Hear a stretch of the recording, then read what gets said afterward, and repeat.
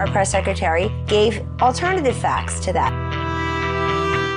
My goal in this deposition was to be truthful, but not particularly helpful. Welcome to Unspun, the podcast that makes you better at finding the truth. The way people get news is changing. It used to be that there were many reporters who would research stories and write articles, but now politicians and famous people share information directly with you on social media and the internet. That means you find out things fast, but it's up to you to make sure the information's actually accurate. And newsmakers don't always do their part. The temptation to manipulate information is strong. They bend the truth to deceive so that they can avoid accountability, so that they can advance their agendas. When you recognize these agendas, you can sometimes find out what's real. And we're at a crossroads where anyone can share anything online, so it's important to sharpen your critical thinking skills. Finding that deception before it goes viral is pretty much a survival skill now, and we're going to do it together. Let's get unspun.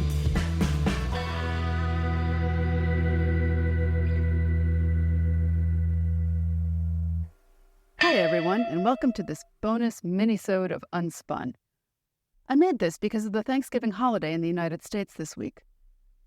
The holiday commemorates early colonizers surviving with substantial help from indigenous people, and today it's a big time for Americans to travel and spend time with their families. But before we get into that, did you know that the New York Times tells a blatant lie in each and every issue? It's true. It's right in the nameplate where their slogan is all the news that's fit to print. Is that true? Maybe under a certain definition. There's two parts there, all the news and fit to print. Is it all the news? Of course not. Is it all the news that's fit to print? Well, that depends on what fit to print means. I think what they really mean is all the news that we liked, all the news we had room for, probably a combination of both. And that brings us to the idea of cherry picking. Cherry picking is when someone wants to prove a point, so they take a large group of information and they only provide the ones that support their point. Does that mean their point's proven? No, not necessarily. So for example, a stock index like the Dow Jones Industrial Average is intended to show the health of the overall economy by applying a function to the sum of the prices of the stocks of 30 large companies. They're companies you've heard of like McDonald's, Microsoft, Johnson & Johnson, and Home Depot. Now imagine for a second that Disney, another one of the companies that's included in the Dow, makes a big announcement. Let's say they've got an AI so good that your child can put on their new VR headset and they can step into the action at any point in an Avengers movie. Right after Thanksgiving here in the States, we've got Black Friday coming up, and it's a big Christmas gift shopping day, and this could be a real game changer for the company. So they make this announcement, and Disney stock goes way, way up. Now, a politician who wanted to be deceptive could look at the increase in the value of Disney stock and say, hey, look, Disney went up so much. So the economy's doing great. But maybe when you look at the rest of the average, it went down overall. That's cherry picking. In fact, you could argue that just by picking the largest companies out of the economy, the Dow Jones Industrial Average itself is cherry picking. Anyway, cherry picking is not including all the data in order to support the point that you want. We're seeing this right now. So let's have a listen for our mini-sode warm-up. These are the pictures you've seen of January 6th. They're familiar because they've been playing on a loop on every media outlet in America for the last 2 years. There's a reason for that. But it turns out there's quite a bit of video you haven't seen, and that video tells a very different story about what happened on January 6th. More than 40,000 hours of surveillance footage from in and around the Capitol have been withheld from the public. And once you see the video, you'll understand why. Taken as a whole, the video record does not support the claim that January 6th was an insurrection. In fact, it demolishes that claim. And that's exactly why the Democratic Party and its allies in the media prevented you from seeing it. By controlling the images you were allowed to view from January 6th, they controlled how the public understood that day. In case you no longer recognize that voice, it's Tucker Carlson, back when he had a show on Fox News. And he's accusing Democrats of cherry-picking by showing videos of violent entry and attacks on cops on January 6th. In the Fox special that's being shown here, he's actually showing some people walking into the Capitol unimpeded. And some members of Congress and conservative influencers are showing that same clip now as a way to frame the release of all of the hours of footage. because the new Speaker of the House, Mike Johnson, said he's going to put all of that surveillance footage up for the public. Now, mind you, there are 44,000 hours of video. How many hours have you seen? Probably less than one.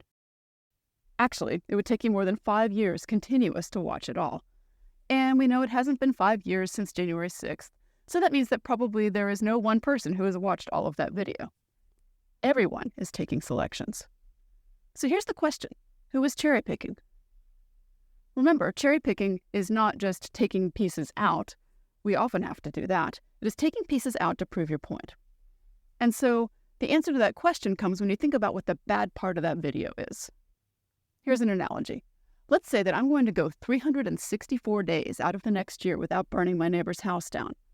But one of those days I do burn my neighbor's house down. Can I argue that you shouldn't accuse me of a crime because most of the time I'm a peaceful, good neighbor? That's silly. And so is saying that video of some people not being violent means that the videos of violence don't matter. Cherry picking. I'm going to take a quick break, and when I get back, we're going to talk about how you can talk to your Aunt Gladys at your Thanksgiving dinner about things like this.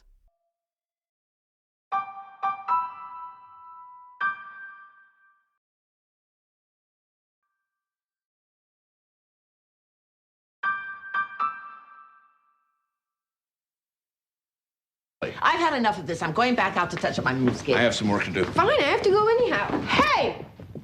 This is not gonna happen. You're not going back out to your moonscape, you're not going back to work, and you're not going home. Now, we all agreed to have Friday night dinner, and we're here, and I smell dinner. And yes, apparently there are some issues to be worked out, but no one, and I mean no one, is leaving here until we do. I love this clip from the TV show The Gilmore Girls. It's not about Thanksgiving exactly, but it definitely highlights some of the stresses of getting together with your family when you don't always agree with them. But perhaps you'd like this from The Daily Show a little bit better. Thanksgiving is just around the corner, and that means getting together with family members who you might not see eye to eye with. But this Thanksgiving, Leslie Jones will come to your house and politely interject when the conversation becomes political. I'm just thankful that Roe v. Wade was finally overturned. That's the conversation you want to start right now at this table while everybody's happy during Thanksgiving. While we trying to be happy. You know what? Have some dry-ass turkey. All right. The holidays are right around the corner. And for a lot of us, that means spending time with family and friends we haven't seen for a while. These get-togethers are great for catching up, but things can get tricky when these touchy topics come up. Conversations about politics, health issues, current events, they can easily turn into heated arguments. So how do we talk through these messy issues when misinformation is involved? Can you get through to someone who just sees the world so differently? Well, after I was a journalist, I became a communication professor, so I do have some thoughts, and I want to share some research-backed tips to help foster real understanding. My goal is to help y'all have thoughtful holiday conversations, even with folks you disagree with. Just one caveat, though. If you just can't be around some people in your family for whatever reason, if it's triggering to you or harmful to your mental health, this doesn't apply. You need to take care of yourself. So I want to tell you what research suggests you might be able to do if you can go, but someone's really going to tick you off. First off, here's a wild finding. We all know we live in a really politically polarized time. But did you know that polarization has already affected Thanksgiving? An article by Chen and Rolla in Science found that, quote, Thanksgiving dinners in which the host and guest lived in oppositely voting precincts were up to 50 minutes shorter than same-party precinct dinners. So this clever study measured this with smartphone data, which they matched with the voting trends in the precincts where people lived. Their family members, warned to avoid talking about contentious subjects, maybe just talked less. The effects were different. People who lived in Republican districts who hosted people from Democratic ones had shorter meals than the opposite. But overall, the researchers estimate that in 2016, there were 35 million hours of table talk that were lost. So I guess that's one solution to a peaceful holiday this year, make it short. But maybe you hate their politics, but you love your family. What do you do then? Dr. David Schramm, who studies human development at Utah State, has a few suggestions, according to an article on the school's website. He suggested remembering that people are more important than problems. You aren't going to change the world at one meal, and you probably aren't even going to change Aunt Gladys. Just that perspective can help. Maybe it's not up to you, though. Maybe you're coming in with a strong opinion and everybody already knows that you have it, and so Aunt Gladys may try to bait you into an argument. just don't let her. A simple, huh, can be a good reaction to keep repeating until trying to get a rise out of you becomes boring for her and she turns back to the game or the deviled eggs. Here are a couple of other ideas if you really need to talk with your relatives. First one is to keep it personal. When talking with someone you don't see eye to eye with, I think most of us go into debate mode. You know, you've brought the facts, you've got the receipts, and it's great that you're well informed. And honestly, it's kind of sad that Aunt Gladys isn't. But if you, well, actually, to people, it might have the opposite effect from what you want. Get this. Studies show that personal stories can actually be more powerful than cold, hard facts when it comes to changing minds. Researchers at the University of North Carolina had more than 400 people discuss political disagreements. And they saw that sharing personal experiences, especially emotional ones involving being harmed, led to more respect between the two sides. Even more than just spouting statistics did. It turns out, stories feel more true to us humans than objective facts do when morals and politics are at stake. Now, beyond swapping stories, point 2 is trying to understand their view.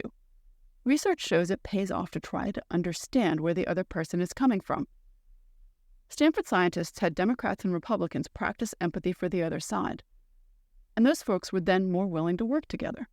They felt less hatred toward the other group, too. A short conversation prompting some perspective taking substantially cut down prejudice as well. And so the takeaway is to ask sincere questions, to find common ground, and to remember that the other side likely means well even if their conclusions are off base and even if they're kind of obnoxious about it. The next point is to try for empathy. Some really, really powerful research drives home how even small efforts at empathy can make a dramatic difference when tensions are high. These scientists in California, David Brookman and Joshua Kalla, conducted a field experiment focused on improving attitudes towards transgender people. So they trained canvassers, door knockers, to have thoughtful 10-minute door-to-door conversations, gently encouraging active perspective-taking and walking in other people's shoes. And remarkably, just this brief and respectful nudge toward understanding different views caused massive decreases in prejudice against transgender people. And these decreases lasted for at least 3 months afterwards. Researchers found similar effects, regardless of whether the canvasser themselves was transgender. This real-world demonstration reveals that even in polarized environments, taking time to sincerely understand divergent perspectives can really pay off. Practicing empathy leads to more mutual goodwill. Here's another research-backed insight. It helps immensely to appreciate that people can have radically different perspectives and experiences, even about the same object or situation. So here's an example.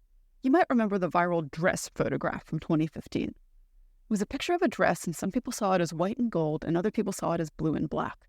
And each side could not understand how the other saw different colors. This phenomenon reveals how diverse factors shape how we perceive things. Our brains process sensory input based on lighting conditions, our individual structures, culture, and more. And, there's not always just a right perception. So coming to terms with that diversity makes it easier to navigate these disagreements because we can maybe hold space for multiple interpretations. So when you're at the holiday dinner table, if you feel just baffled by your family members' views, remember the dress. They may be viewing the same issue through a fundamentally different lens, and allowing for those varied vantage points diffuses tensions.